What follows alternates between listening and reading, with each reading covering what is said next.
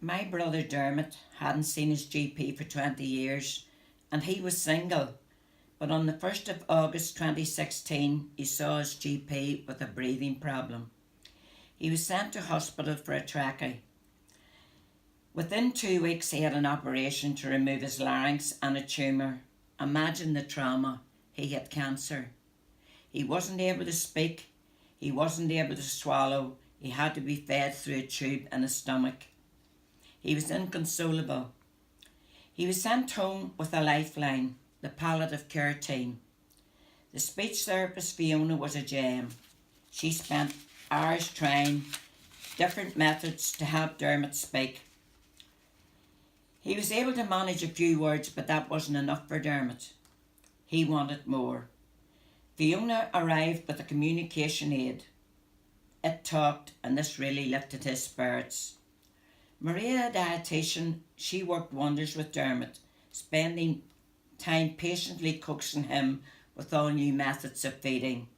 He eventually was able to use a syringe to flush the feeding tube and then put the feed in.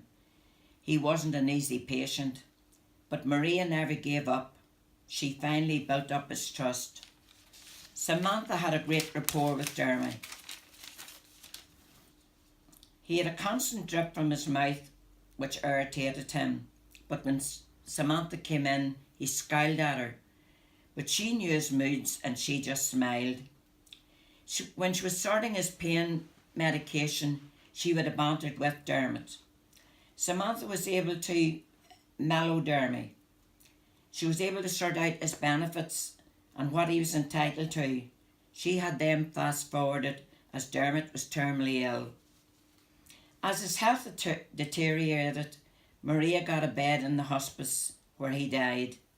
He called the girls Charlie's Angels.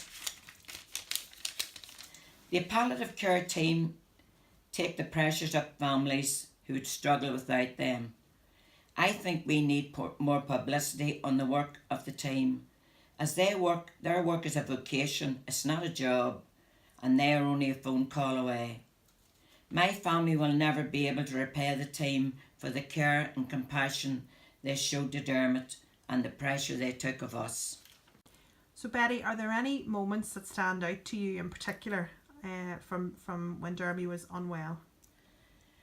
Well, as it came near the end of his life, Maria, the dietitian, came to see him, talked to him about the palliative care. Then she was able to arrange to get him a bed in the hospice. I was amazed that even a dietitian could do this. And she was able to encourage Dermot, look, this was the way to go through the hospice. And he actually listened to her.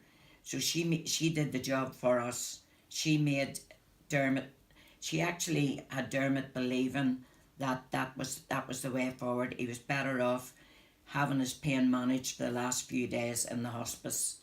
I just thought a dietitian was just someone that told you, do away with sweet stuff, you'd put on a pound, eat more fruit, eat more vegetables. That was my idea of a dietitian.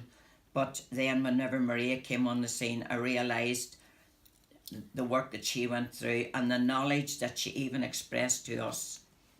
Was when Dermot came home from hospital, what do you think, what was his top priority? He would like to have expressed himself. He couldn't talk, he couldn't shout, but he loved the communication aid because he was able to be on the same level as we were. Mm-hmm. He can answer through the machine, so we could talk to him and he could talk back through this machine. Do you think you knew before Dermot was unwell what a speech and language therapist or a dietitian did? I thought I knew, but I was amazed. I was amazed at the broad spectrum of what they did. To me, a speech therapist was someone you went in to talk to you, that was it. But whenever Fiona was here, the amount of things that she went through, it wasn't just Dermot's speech, it was Dermot's well-being.